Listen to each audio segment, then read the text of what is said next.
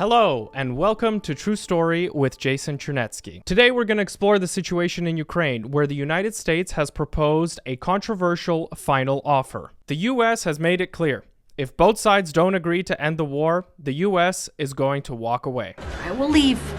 Good luck. The situation in Ukraine is grim, and the path to peace is narrower than ever. So JD Vance and Marco Rubio both said, it's now or never, guys. Let's get this thing done. Do you think that the U.S. should still hang on and take part in those negotiations? Well, I'm going to echo something Secretary Rubio said, which is, look, we've issued a very explicit proposal to both the Russians and the Ukrainians, and it's time for them to either say yes or for the United States to walk away from this process. We've engaged in an extraordinary amount of diplomacy, of on-the-ground work. We've really tried to understand things from the perspective of both the Ukrainians and the Russians. What do Ukrainians care the most about? What do the Russians care the most about? And I think that we've put together a very fair proposal. However, since then, Ukraine has signaled that it is willing to end the war and accept the peace deal. So this leaves Russia, who, right after the Ukrainian side signaled they're ready for the peace deal, decided to attack Kyiv in full force. Because Russia has no reason to agree to the peace deal. The United States said, hey guys, look, if you're both not willing to make a deal, we're gonna walk away.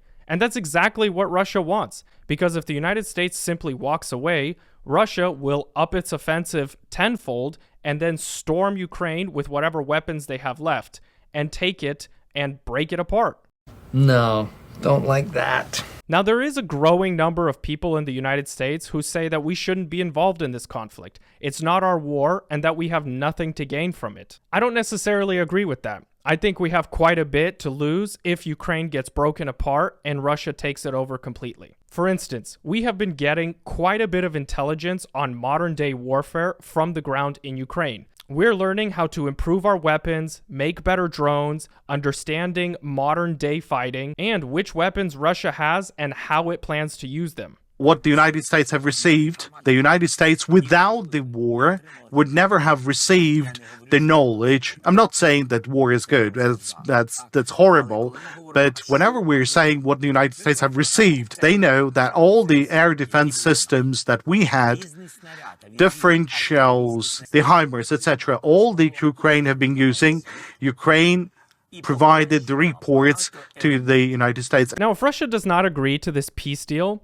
this is a great chance to have the whole world rally around Ukraine and exert extreme economic pressure on Russia until they do decide to agree to the peace deal. Now, in reality, this peace deal is quite good for Russia. We are prepared to make you a very generous offer. And we are prepared to reject that offer. Michael, you haven't even heard. Never accept their first offer. What is your second offer? Here are the terms on this peace deal that are currently being reported. Number 1 is an immediate ceasefire.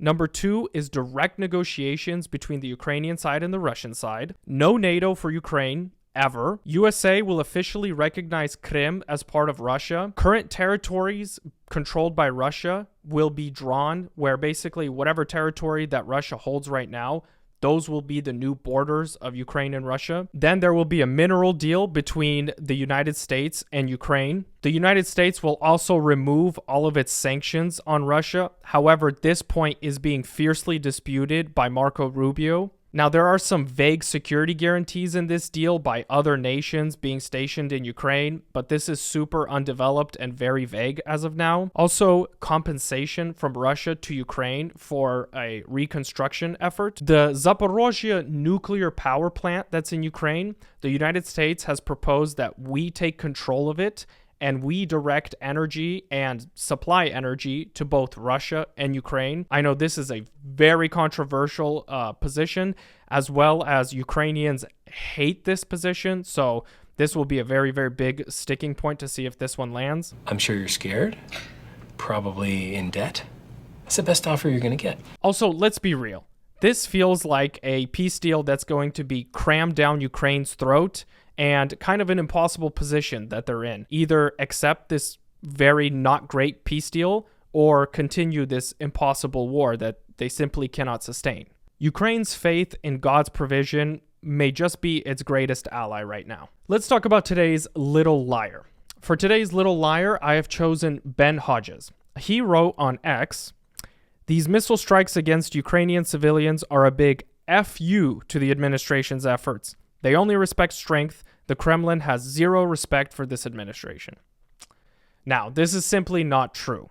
The entire reason that Vladimir Putin is even talking to the American side about a peace deal and about why he's even negotiating in the first place is because the world has regained respect for the United States because President Trump, a person who is actually in charge of his mental facilities, is in the White House. Come on, man. What are we talking about? Come on, man. Come on, man.